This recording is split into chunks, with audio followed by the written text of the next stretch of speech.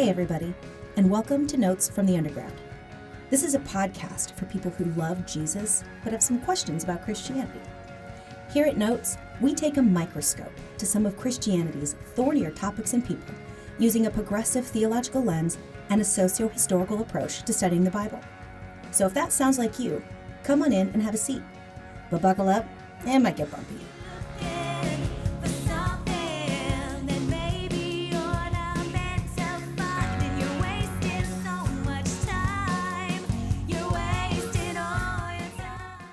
Welcome back to the Burrows of Berea. I am Rick Welch, and behind the glass is Rocket Man Andy Bishop. I don't know. I keep trying things. It's great. I'll get it one day. I love it. And I have got some really awesome news, Andy. What? Tiziana Severse is in the studio, and she has agreed to stay on forever. Yeah. Yeah, she's contractually, she can't leave this building. Until she We've got a births little her cot child. in the corner. No, we're bringing somebody in for that. Yeah, don't think we won't get a daycare involved. We can do it right here in the other room. No problem.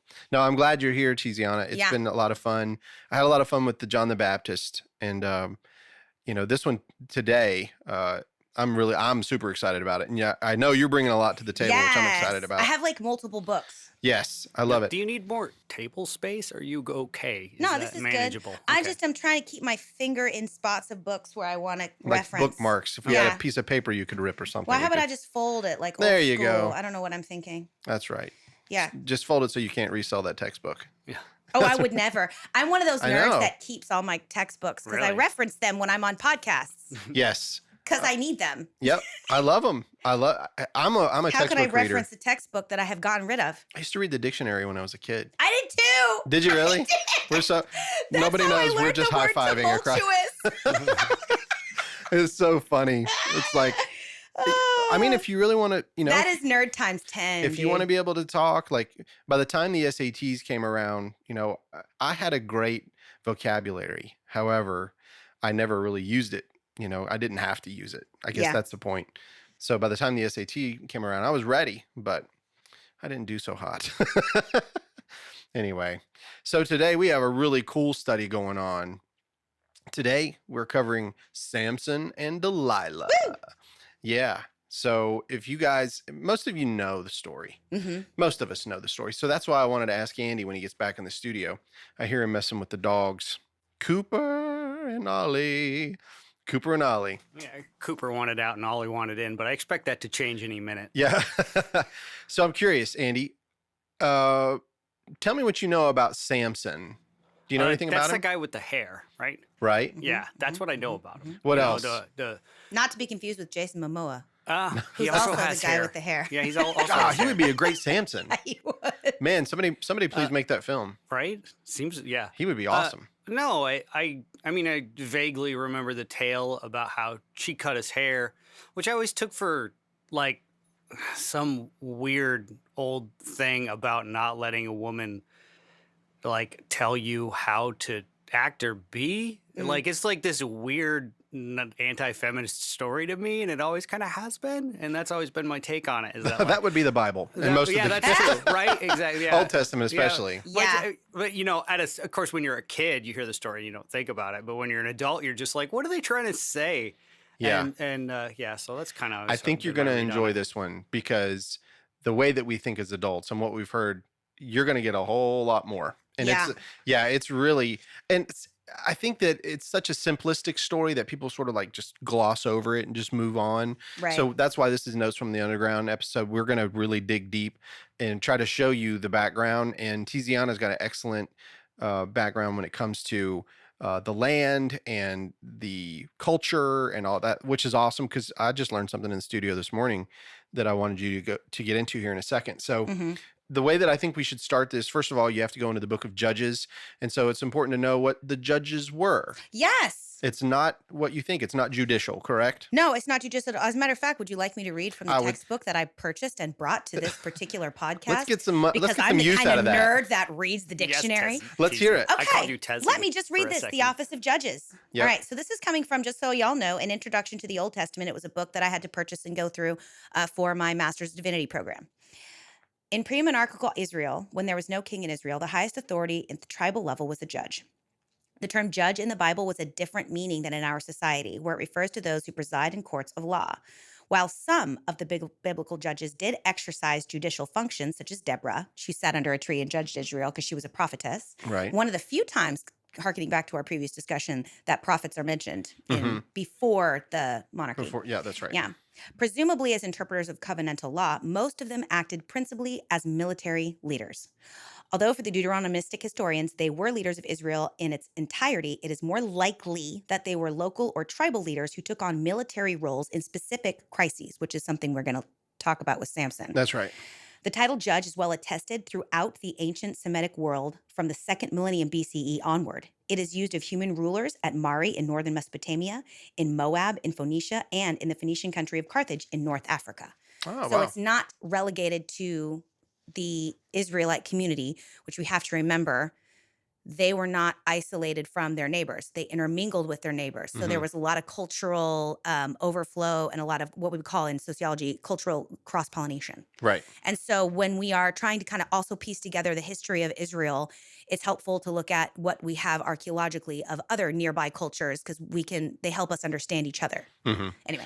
Sure. No. So, but that's awesome because as a judge, Samson is a judge. So he wasn't, it's not court. This is a deliverer or a military leader, somebody that's going to step up. And when you read this book, all of the book of Judges, that's what it's about. It's about these specific leaders that rose up at specific times. In specific locations. And delivered the Israelites from whatever it might be. Exactly. Yeah. So that's the background. And in this particular case, by this point in the book of Judges, I think, what does it start? Judges 13. So you've already heard a lot of these similar stories that are, what is it always? It always says something you're going to see as a theme in this book is, and the Israelites did evil in the sight of the Lord. Like that. It's a cycle. It's a cyclical. It's almost like how they constructed the narrative on purpose. It's like Once Upon a Time. Yeah. It's part of how they kept track, how they signaled, how they, it's like a literary device. I never thought of it. You're exactly right. That's exactly right. So that theme, they have this consistency where they are the chosen people of God, and this is after Moses. This is after Joshua takes over from Moses. And then from that point on, like in the previous episode that Tiziana said, God didn't want a king. He wanted judges. That was the point. He wanted to be their king. He wanted to be their God. And so this is that place. This is pre-kingdom after Joshua, and they get the promised land. And what's really unfortunate, and what I wish we had more of and we don't, is what did it look like during the periods of peace? What did that look like exactly? Because there's these periods of time, so Joshua dies, and there's peace for a good while because there's a whole generation that remembers what God did, bringing them out of bring them out of the desert. And then, but Caleb is in that first chapter right after Joshua, and it goes into Judges. It's about Caleb and Caleb's son. Yes, Othniel, I think is the first. Yeah, who's one of the first. He's Othniel's like the one of the judge. first judge. Yeah, literally the first judge. So that's the carryover right there. Yeah. Caleb and Joshua, if you don't know the story, they were the only two of the original generation of Israelites that wanted to go take the promised land. And so they were only ones allowed to. And they were the only ones that lived, that got into the promised land after the fact. It's pretty crazy. But isn't that interesting? Israel, like all of the stories, all of the big stories we have in Judges start with, and then Israel started sucking. Yeah. I wish they had kept track of what they were doing when they were doing good. What did that look like? What did their fidelity look like? They didn't really write that down. I'm going to tell you something right now. The book of Judges contains 2 of some of the most disturbing stories in the entirety of the Hebrew Bible in my opinion, and they all occur after Samson's reign. It's like Israel had started to it's the death of Jephthah's daughter. Yeah. And the rape of the Levite concubine. Yeah. Now, the death of Jephthah's daughter, we've got to get into Jephthah in the future. Yeah. We have to, Yeah. because I've got something to blow your mind. Oh, cool. Because that's so such cool. a small. People think she was burned alive. Oh, well, the Bible doesn't tell us what happened to her. It was that she was given up for a burnt offering. That was the promise, the vow that Jephthah made. That's not what this episode's about. However, that's what he promised. The first person I see out of my house, I will offer up as a burnt offering. Oh, yeah, that's right. But that doesn't mean that's how she died. She bewails for 2 months her virginity. Yep, goes out and says, I'll never be a mom. That's right. That was her punishment. That was the burnt offering. It was his only child. He never had any posterity after that. So that was the end of it. So you don't think that she was actually sacrificed? Absolutely not. You don't think she actually died? She was not able to have any children. So she was never allowed to have sex. She never had babies. Well, And just because she wasn't getting married and having babies didn't mean well, she's it's not like I'm just gonna look, I don't think Trojans Let's go put that out. Trojans had not been just gonna invented put yet, so that it wasn't out going to there. be easy. People will Listen, people. Rick, prostitution is the oldest profession known to man, and they made them out of sheep skins, intestines. Really? Yes, they made condoms out of sheepskin intestines. So You can still actually you Listen. can still buy them Yeah, made out of sheepskin. you can. You have to do a Google search for it, but yeah, it's totally a thing. I don't mean, think she even would in have the done it. beginning, That would have made people- her bad. Oh. Do you like that? maybe she was just sheepish to talk about it. Oh no. Yes. Another. Nice tag. I love it. So let's get back to Samson Anyway. and get away from the sheepskin. But I think that what's important to note when we talk about that, like that, when we look at books and in their entirety, what we're doing is we're looking at periods of Israelite history. We're looking at massive chunks of time, and the Book of Judges spans like a 300 or 400 year That's right. period. Mhm. And where they had gotten to by the time they got a king as a people, was pretty brutal. I Yeah. mean, it was brutal. Mhm. It was brutal. Well, you bring up a good point, because I was thinking about this too when you said, what about the good times? And I was thinking about our own 200-year or 200-plus-year time as a nation in America. And let's go back to 1776 to the present, and let's think about when were the good times. Like, when were the good times? Like, we just, we came out of from you're old enough to have been in was it the Carter administration or was it Reagan? So from the Reagan administration, Who, me? yeah. I was born in 81, so I think that's So that Reagan. was when Reagan came Yeah. in. So I was alive during Carter's administration. And that's like what you guys are feeling right now, Yeah. like the inflation and things coming out. That's what it felt like during the Carter administration. Now, I was an infant, so of course I didn't care. But look at every administration and look at all of the things that the American people have went through throughout history. Please tell me when you thought it was the good times. When was it the good times? Yeah, right. Mm-hmm. That's because there aren't any true good times, because humans. Yeah, you conveniently forget what was bad, and you kind of hold up what was good for your people. And to coin an Andyism, life be like that. Life be like Yeah. that. Right. And so that's Yeah, pretty it's much the way I see it. So the Bible is, to me, it's nothing more than just a reporting of what it was like in ancient times and how similar it is even to our time. There's never really any good times necessarily. No. There are. It's all in your Well, perspective. individuals or even groups of individuals have profitable times, but That's right. But it's never really universal. There's never like a Wednesday where everybody's stock went up. That's you know what I right. mean? Right. Like, and I don't mean stock. I just mean No, like, There's always somebody who was getting the shaft. yeah, and a lot of them, as a matter of Yeah. fact. That's right. Yeah. They're just I think what people tend to reflect on as the good times, A, they see them incorrectly, and B, they were generally the good times for like white males. Sure. In Right. the US. That's So it's kinda- important to remember, based on this study, when we're getting into Samson and Delilah, that the time frame here is that these are the chosen people of God. This is a religious story.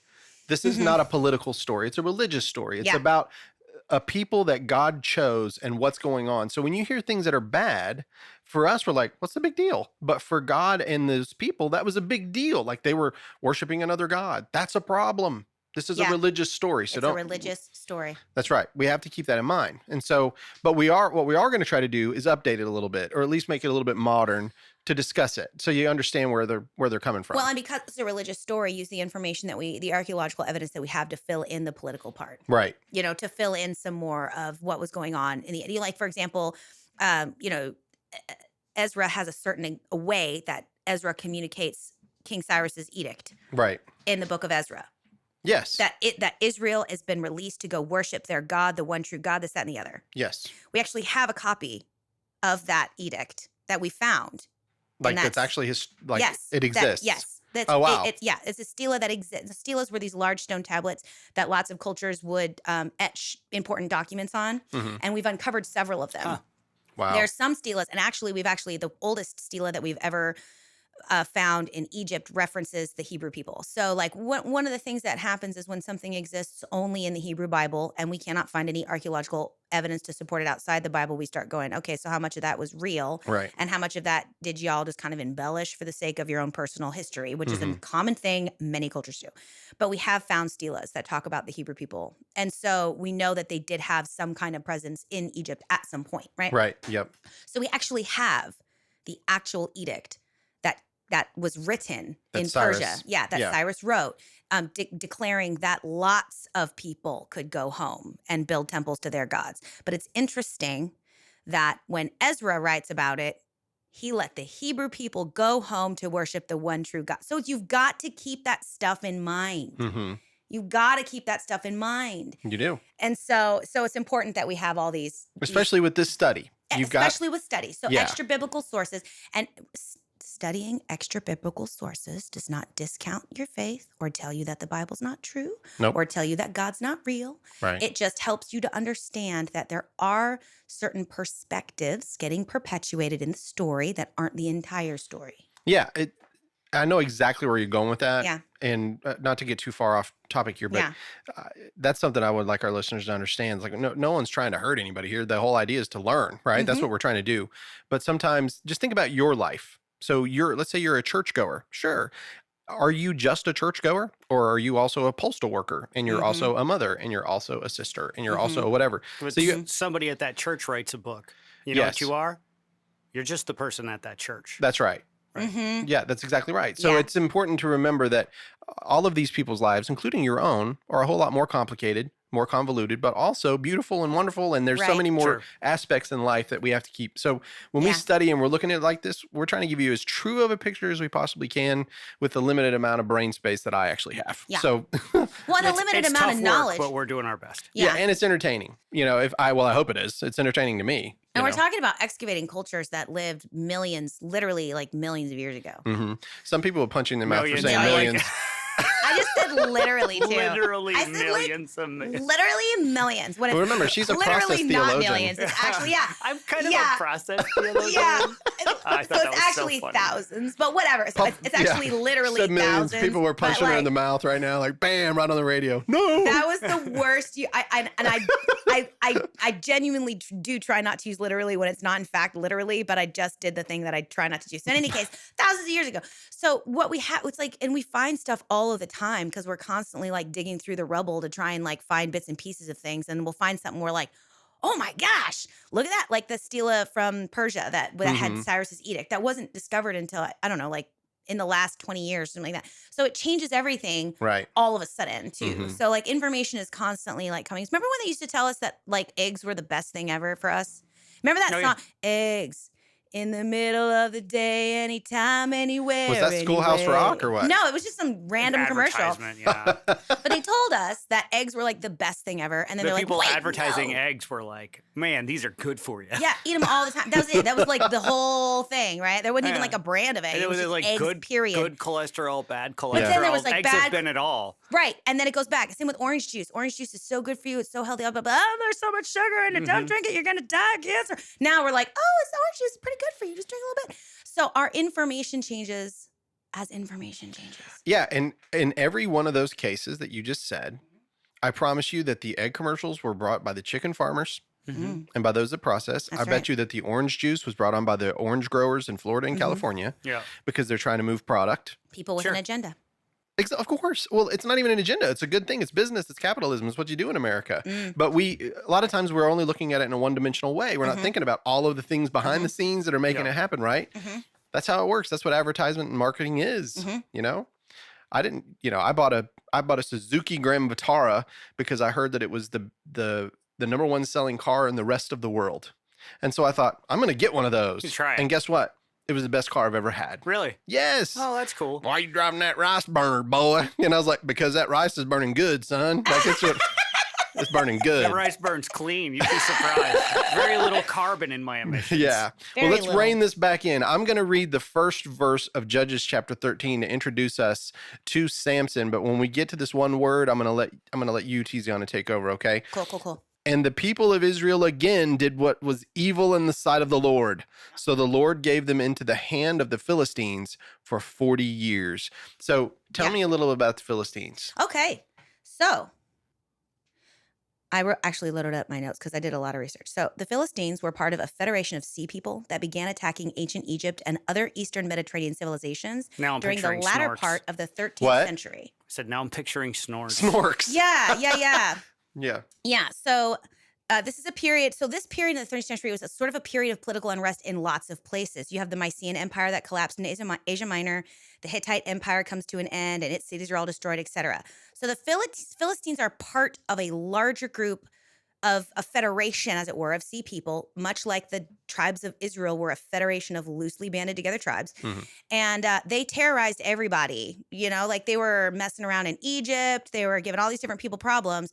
And the Philistines at one point broke off and settled along the eastern Mediterranean right next to Dan and Benjamin and Judah, right? So kind of butted up against, they sort of invaded the coastal area, kicked all the Israelites out, and took a very small sliver of the Levant, which is the area in between, right? Yep. And sort of sat there. Now, so if you watch Game of Thrones, it's the Greyjoys and the Iron Islands coming in, taking over Winterfell. That's what it feels like. That's exactly what it is. And the thing is, I thought that to myself, but I didn't know if everybody was going to have. I talk about Game of Thrones. I don't. Rick likes to parallel Game of Thrones when he can. It's wonderful. But don't watch it. Yeah. So it's really and don't read it. Yeah. Don't read it. If watching it's a problem, then definitely don't read it. Yeah. I have not read it, but I've heard. So many people are angry with George R. R. Martin about that. But anyway, on to what you were saying. Yeah. So the Philistines, after they're done pillaging, decide to settle, and they settle right there on the southeastern coast of the Mediterranean in the 12th century BCE. And they had 5 cities: Gaza, Ashkelon, Ashdod, Gath, and Ekron. These all show up in the Bible, but those were their 5 main cities. They show up in the Judges, like with Samson. Yeah. And if you look at a map, which I wish y'all had a map, they're a tiny little cluster of cities that look like they're all approximately within the same 500-mile radius. At the most 500 miles. So close enough to be doing business. Yeah, close enough to be consistent with each other. Yeah. Close enough for Samson to walk from one to the next. Yeah. I would walk 5 summers. Sorry. Yeah. And so archaeological evidence has excavated a distinct culture that lived in that area. So that means that we kind of have excavated some things and this is definitely Canaanite pottery, or this is definitely Amalekite, weaving right here. And so there is a very distinct culture that was the Philistines. And that distinct culture shows that they were metallurgists, and they were superior metallurgists, which means they made awesome swords and chainmail. That's right. And that's part of what made them such a force to be reckoned with, is that they had great armor because they were superior. They were superior technologically, right? So they had the other archaeological evidence does show that they had 5 cities that were a collaborative alliance and that acted in one accord. But unfortunately, well, not unfortunately, but this is an important piece of information too. Most of the archaeological evidence that we have from them comes from the Bible. There's a short mention of Philistine slaves during that period of time when they were terrorizing Egypt. Short mention of them there, but for the most part, despite a little bit of archaeological evidence, most of what we have of their interaction is and their existence on the planet is with what we see in the Bible. Right. So that means that they were not a culture that was large enough, right, or significant enough, or grand enough on a geological scale, but were brutal enough to be remembered. To be really remembered, Yeah. outside of their relationship to the Israelites. If you're going to be super brutal, size helps. Yeah. Yeah. It's true. Yeah. Well, we're going to leave that where it lies. So, but yeah, so when the Philistines are oppressing Israel, again, if you look at a map of the Levant, the eastern coast of the Mediterranean, the southeastern coast is this tiny little chunk. I'm describing a map that's how big is this map? This map is maybe, let's say it's 7.5 inches long. Yep, by 5 inches wide. That is the Israelite territory on this map. Yeah. The Philistine territory is about during the time that we're discussing, is about 1.5 inches on the very bottom, tiny southeastern corner. Yeah, it's a very, very small section. But what it is the area that was supposed to belong to Dan. So that was the area that Dan inherited after the Israelites invaded the land of Canaan. Dan settled along the coast there. Dan is right next to Benjamin and right next to Judah. And you have to remember, most of the information that we have written down in the Bible came from scholars and prophets in schools during the monarchy that was writing this stuff down. Where was the temple located? Right in Judah. Yep. So the people that were writing the story of Israel, which was giant, were talking about the Philistines from a place of very personal, interpersonal conflict. Okay? Right. So it's kind of like if the story of America was written by people who lived in New York versus people that lived in LA. Yeah, that's good. So what they were experiencing with the Philistines felt like a lot of oppression because Philistines were butting up against their specific land. But all throughout the book of Judges and later on, you hear these certain things. For example, in Judges, you have, what is his name? Ehud? Yeah, Ehud. Ehud with the left hand that stabs the dude in the stomach. That's right. So let's see.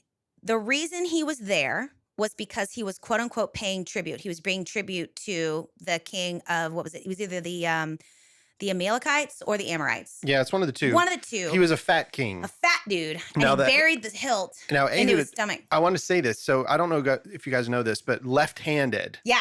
That's where we get our word sinister from. Oh, really? This is okay. This is Sinistra is the left, and then the right-handed is where we get our word dexterous from. So dextra and sinistra. That's where the words left and right hand. Oh, interesting. So if you ever hear of ambidextrous, that means they're double right-handed. Oh, that means they can use their They- left their hand. left hand as as their the right same as the hand. right. So left was wow. bad, right was good. However, the judge that God raised up was left-handed. Was left-handed, so he was able to sneak into the king's chamber with a knife. But what was he doing? He was bringing him tribute. Tribute, yeah, So- paying fealty. Right, that's right. So in the ancient Near East, there were these contracts called Caesarean treaties. Mhm. And they existed between larger nations and smaller nations. So a larger nation was going to come in and was going to like overthrow and take over and whatever. So now we're in charge. We've captured you, but we don't actually want to be in charge of you, but we want you to pay us tribute. That's right. So that's what was going on, right? And so the bigger nations could do that. There's no record of the Philistines doing that. No, So the Philistines weren't significant enough of a culture in order to do that. right. They didn't have that capability. So then that teaches me that the oppression that we're talking about, remember, it's a religious story. Yes. They're oppressing their faith. They're oppressing their relationship with God. That's what it's about. So it's Yeah. not like they just made them slaves. Now, it is important to note that when they come into the land like this is also, now, this isn't the first time we've heard of the Philistines. They're mentioned in Genesis. I think the name of the man was Philistim. It's in the genealogy, is Philistim. And then you hear about him again in Exodus. But then in the Judges, this is when they really invade and they get a spot. Like they've got this carved out spot that they have inside of Israel, you know. And remember the giant Goliath? Yeah. He was a Philistine who lived in Gath.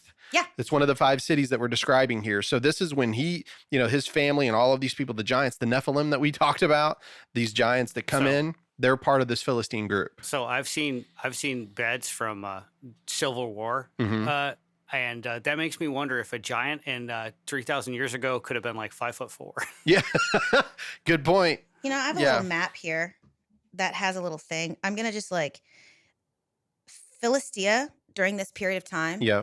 is literally Literally. Literally. a 5 million 20-mile stretch. 20 Wow. miles. Wow. Yeah, that's not big And- at all. It's not even as big as Yeah, Asheville. Yeah. Now Right. it begins now. And significantly It's- less people, probably. That's what they controlled for sure. Okay. Within that 20-mile stretch, you have Gaza, Ekron, Ashdod, and Ashkelon, Mm-hmm. all within a 20-mile stretch, those cities. Yeah. And they're almost all Wow. directly on the coast or within 5 miles from the coast. Sure. Yep. Easy for Okay. port. Gath is right on the edge.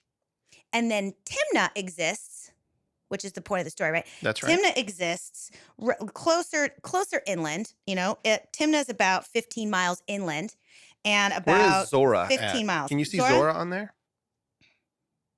No, but I know I know that this- it's yeah. I know it's sort of like located like near Judah, Yeah, like that's on where, the border of Dan and Judah. right, which is where Samson's father's from. Yeah. So, but if you look at this map, I can see where Judah is in relationship to Timnah. It's about 40 miles from okay. Timnah. Yeah. Judah was, and I'll so take a Zora's picture on of the that. border of Dan. Yeah, if it's on the border, and what I'm using for the map down here is a bottom thing that has like this is how much 20 miles is, and I've just measured it with my pinky and my index finger, and I'm kind of like just doing that's where my mileage is coming from. Yeah. If Very Andy, if you scientific. will, Two pinkies. if Andy It's will two take a pinkies, picture, Yeah. we'll put it on the website. Yeah, Yeah, so and you then can they take can a go look and at take it a look because at it's really helpful.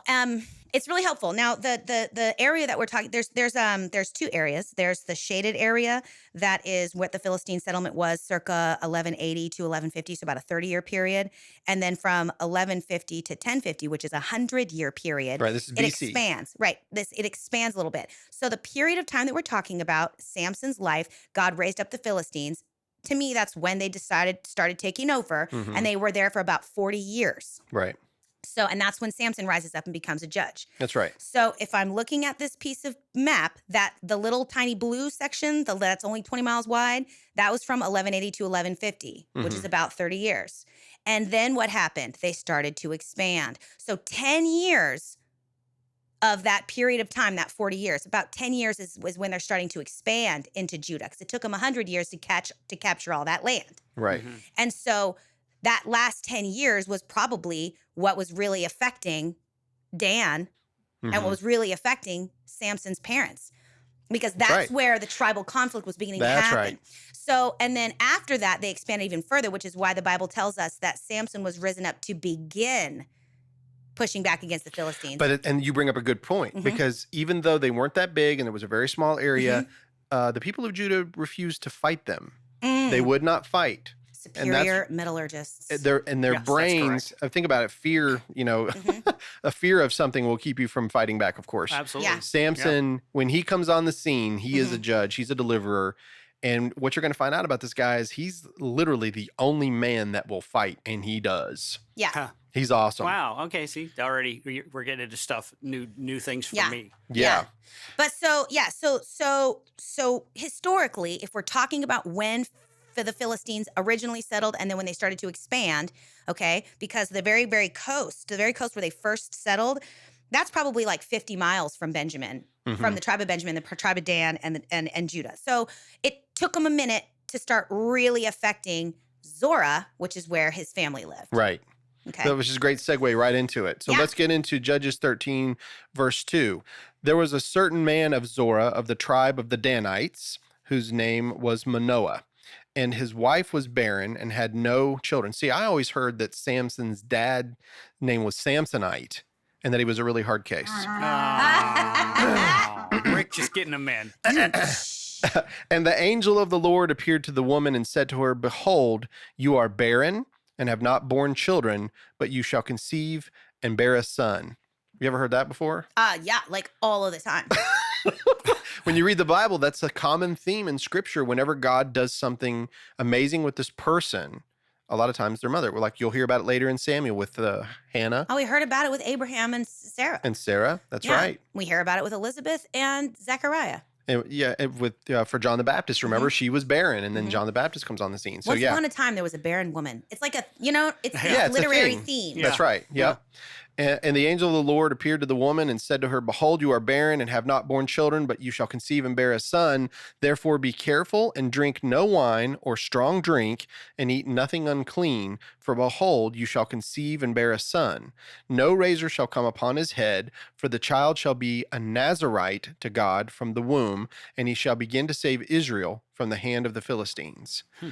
Then the woman came and told her husband, which was Manoah, "A man of God came to me, and his appearance was like the appearance of the angel of God. Very awesome. I did not ask him where he was from, and he did not tell me his name. But he said to me, Behold, you shall conceive and bear a son. So then drink no wine nor strong drink, and eat nothing unclean, for the child shall be a Nazarite to God from the womb to the day of his death." So she's basically repeating exactly what the angel of the Lord said. She did great. Then let's hear how Samson's dad responds. Then Manoah prayed to the Lord and said, "O Lord, please let the man of God whom you sent come again to us and teach us what we are to do with the child who will be born." Can I pause you right there? You sure can. What he prayed was, "Come tell me," because you told her, but you didn't tell me, and I want to know how come you didn't tell me. I want to know how come you didn't tell me. You're going to find out that even though his name wasn't that, Manoah's a pretty hard case. Manoah. He's thick-headed, and like a chicken with his head cut off. Feminist read real quick. Sure. Yeah. When a woman did not have a son in ancient times, period, that's devastating. Oh, I had that thought when like, "You shall bear a son." I was like, oh, so nice of them, a son. Yeah. Not a daughter.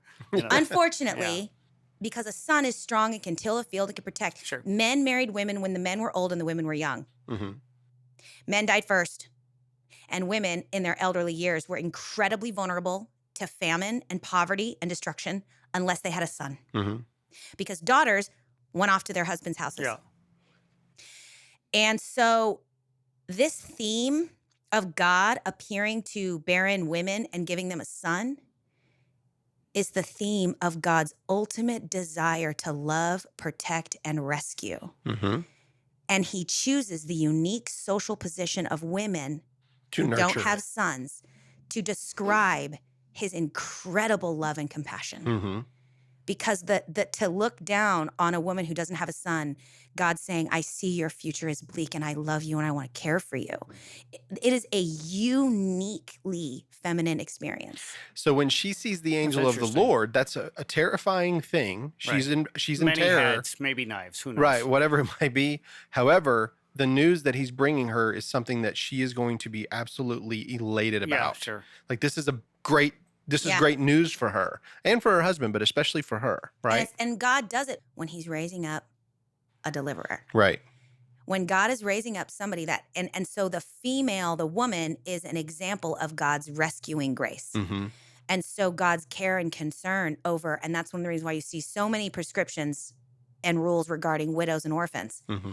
God's loving care extends to the most marginalized in their societies. And Yep. he uses the rescue of those marginalized people as an allegory for his ultimate loving care and concern for all of his creation. Yeah, it's great. So we have to remember that in You're our right. current culture. It's wild, Dad. I've never really thought about, like, you hear about the plight of a widow in the context of historical stories and stuff, but I never really thought about it. You know what I mean? You're just like, Or I a don't know. motherless child.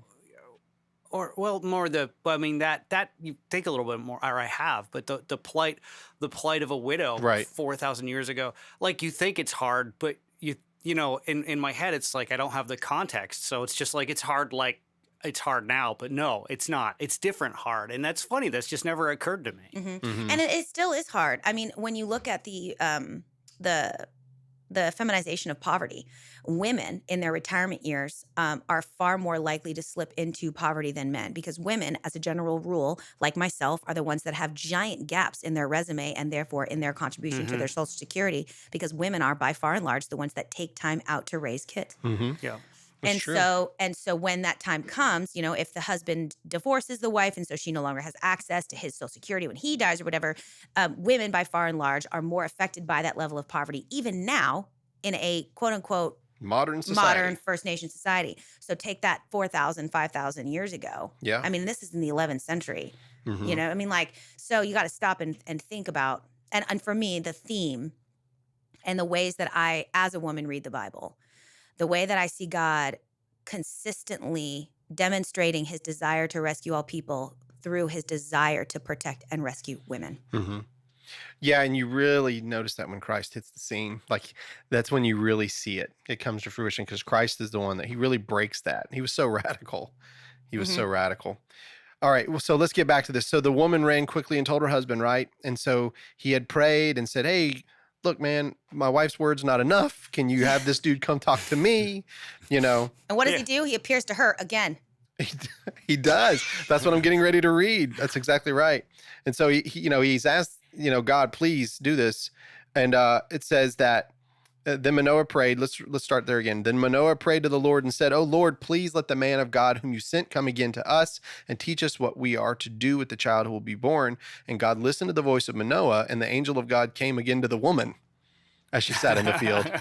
So That's God heard great. the voice of Manoah, but yeah, there you go. But Manoah, her husband, was not with her. So the woman ran quickly and told her husband, "Behold, the man who came to me the other day has appeared to me." And Manoah arose and went after his wife and came to the We're man. buds now. Yeah. And came and said to him, "Are you the man who spoke to this woman?" And he said, "I am." Now, I am. Yeah, I am. Did you catch it? I did. I am. That is the name of God. That's the name that Moses tells him. He says, "I'm going to go save your people from the Pharaoh. Who should I tell him? What's your name? What's your name, God?" And he's like, "Tell him that I am has sent you." So it's very interesting that the angel of the Lord uses those words, and there's a reason why. And Manoah said, "Now when your words come true, what is to be the child's manner of life, and what is his mission?"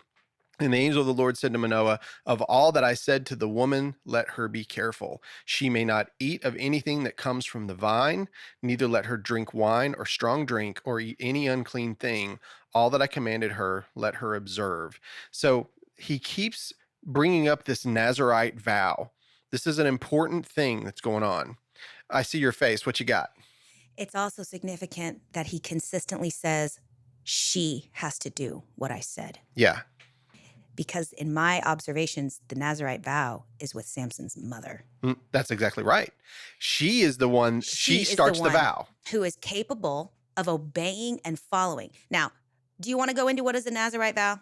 I was going to read all of Numbers chapter 6 so that they would know. Yep. Would you like to read it? Sure. Yeah, you look it up. You read so much better than I do. So I'm going to continue on because Yeah, go ahead. Manoah said to the angel of the Lord, please let us detain you and prepare a young goat for you. And the angel of the Lord said to Manoah, if you detain me, I will not eat of your food, but if you prepare a burnt offering, then offer it to the Lord. For Manoah did not know that he was the angel of the Lord. And Manoah said to the angel of the Lord, what is your name, so that when your words come true, we may honor you? And the angel of the Lord said to him, why do you ask my name, seeing it is wonderful?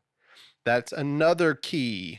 I am and wonderful. See, wonderful, I don't know. I am, of course, I've heard. But Yeah, so you'll hear about it later on whenever there's going to be the promised Messiah.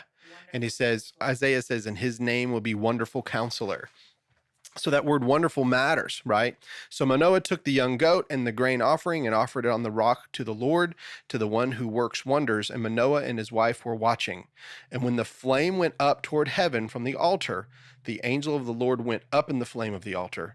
Now Manoah and his wife were watching, and they fell on their faces to the ground. So this dude's like, I'm not going to eat. And when the fire comes up, he jumps in the fire and flies up in the sky. And it's gone. So they're freaking out a little bit. So this Nazirite vow that he kept talking about is very, very critical to Samson. In order to understand Samson, you have to understand this vow. And you're right. Manoah's wife is the one that got the vow. Mm-hmm. So let's tell him what a Nazirite is. Were you going to finish your thought about who the angel was? Oh, I will. Oh, not right now. Okay. Because we're not done. Because remember, he thinks, Manoah later on, he's like, I'm terrified. We're going to get killed. But of course, his wife, who has the right brain. Yeah, she's got the right mind. She's not thick-headed. Yeah. Like old Samsonite. She says, no. So I'm going to get into that. So let's tell him what a Nazirite is. The Nazirite vow comes from the book of Numbers. Right. Whenever the Israelites are ejected from Egypt and they're going to go into the promised land, God is trying to help them understand what kind of culture they should have moving forward. And so you've got a couple of books, Numbers, Leviticus, Deuteronomy, a little bit, mostly Deuteronomy's history. But these books are recorded examples of this is how you're supposed to live to be holy to God. So this is from Numbers chapter 6. The Lord spoke to Moses saying, speak to the Israelites and say to them, when either men or women make a special vow, the vow of a Nazirite, which comes from the Hebrew word for consecrated or set apart,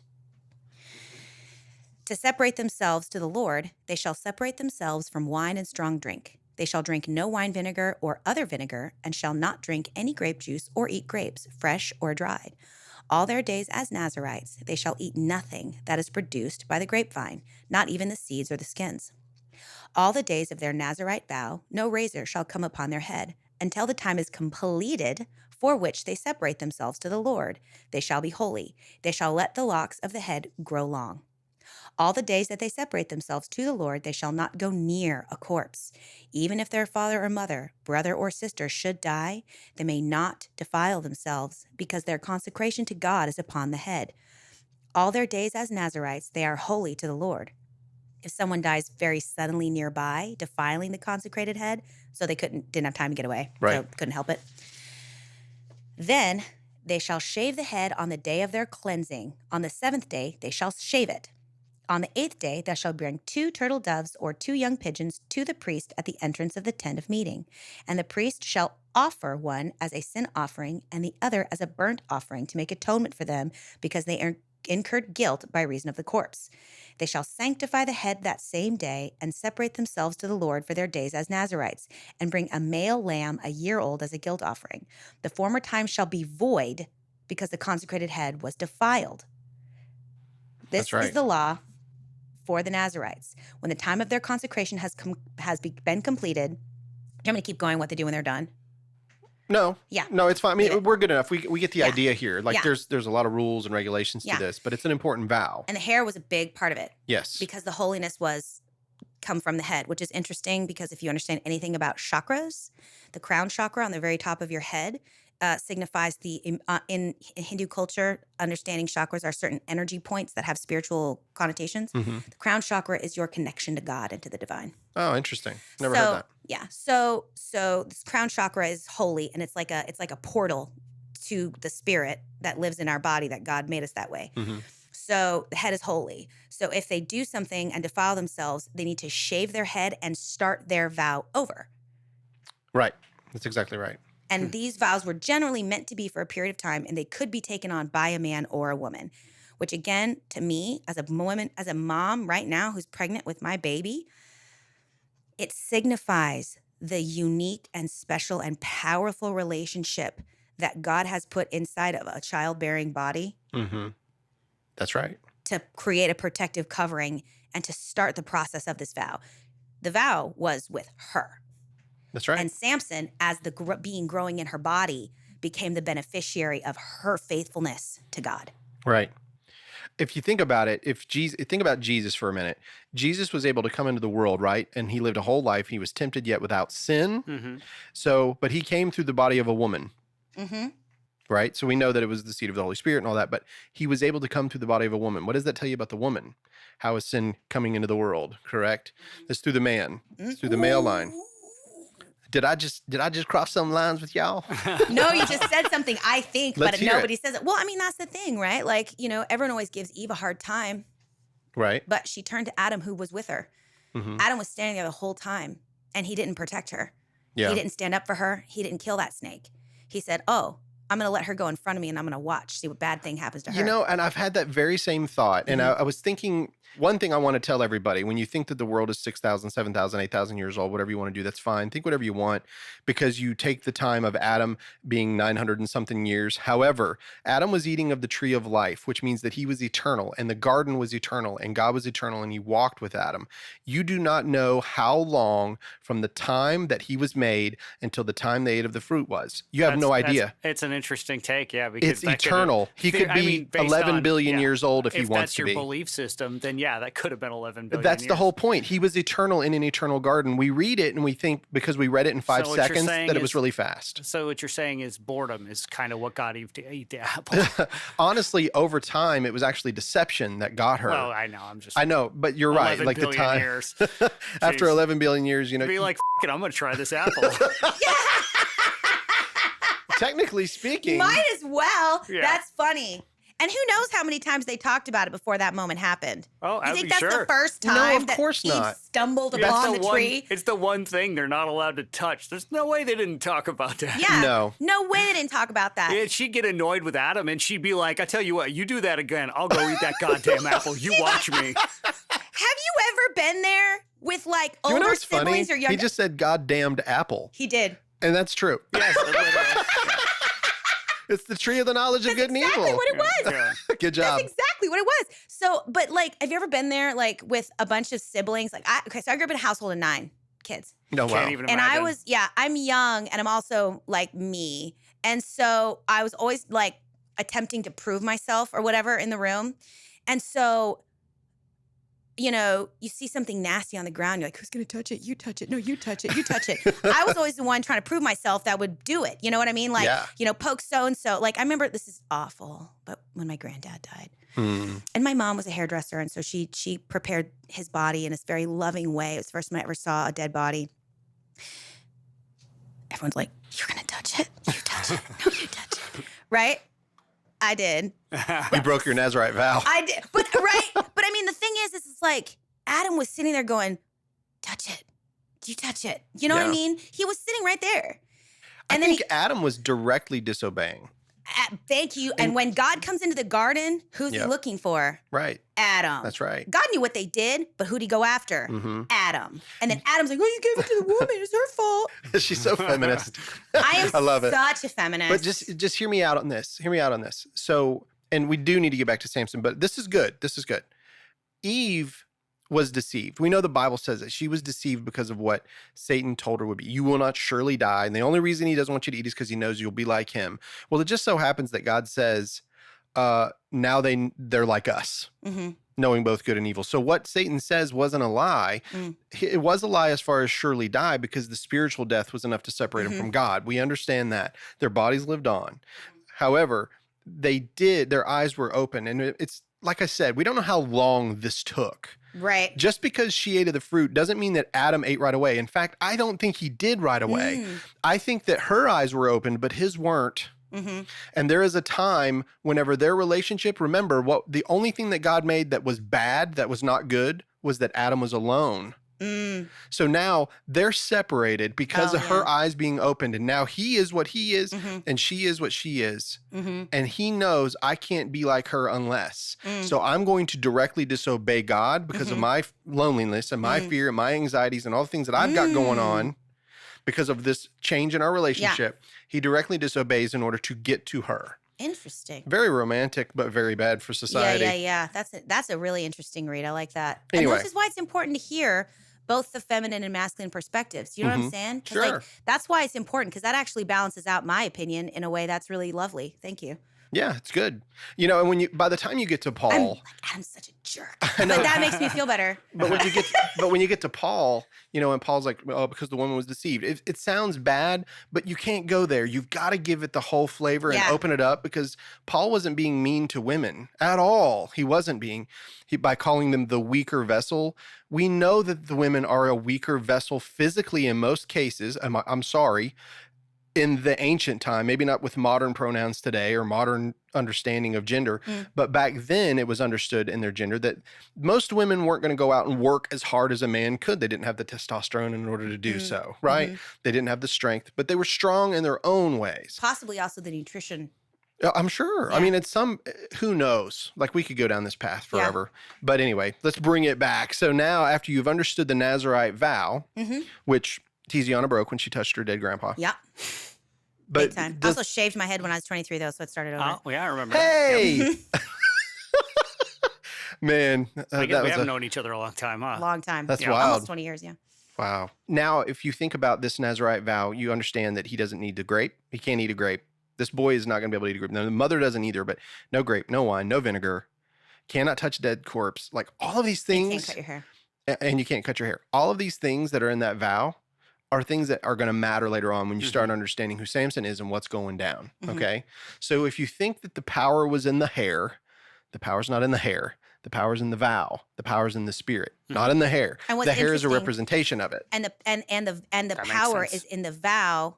It is in a God that does not go back on his word no matter what humanity does. God made a consecrated vow that Samson's mom entered into with him, and Samson was a beneficiary of. And no matter what, God was going to honor his half of the story. Do you know? Because that's how God works. He's constantly making covenants with Israel and then honoring it. Sure. No matter Yeah. what Israel did. That's good. Well, we're going to have several parts of this. So let's end part one right here. I'm going to read the last little bit of this. So after it says that Manoah and his wife were watching and they fell on their faces to the ground, verse 21 of chapter 13 says, the angel of the Lord appeared no more to Manoah and to his wife. Then Manoah knew that he was the angel of the Lord. And Manoah said to his wife, we shall surely die, for we have seen God. That's an interesting thing for Manoah to say. But his wife said to him, if the Lord had meant to kill us, he would not have accepted a burnt offering and a grain offering at our hands, or shown us all these things, or now announced to us such things as these. And the woman bore a son and called his name Shimshon. That's how you actually pronounce it. Oh. But it's Samson. That's how we read it in English. And the young man grew, and the Lord blessed him. And the Spirit of the Lord began to stir him in Manana Dan, between Zorah and Eshtaol. So this woman, she keeps her head, man.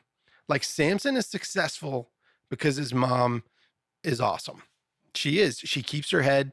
Imagine just seeing somebody apparate into the sky, straight up into heaven, and the dad's like, we're going to die. It was God, and she's like, don't cool. think so. Yeah, it's cool, dog. It's cool. It's all good, bro. That's really good. So the angel of the Lord, because he says the words I am, that sort of triggers your mind. And because he says, why do you want to know my name? For it is wonderful. The reason why it matters is because throughout the Old Testament, or the Hebrew Bible, I hate to say Old Testament. I say Hebrew Bible. The Tanakh. Yeah. So from the Hebrew Bible, you're going to hear of the angel of the Lord many times. Do you remember we saw the angel of the Lord acted as a Satan? Yeah. Do you remember that in Yep. that study? A Hasatan. Well, this angel of the Lord, every time he comes on the scene, you're pretty much looking at the pre-incarnate Christ. That's who he is. Huh. Am I wrong? Okay. Wonderful counselor. I am. And was he an angel? Angel is a interesting word. Angel simply means messenger. Right.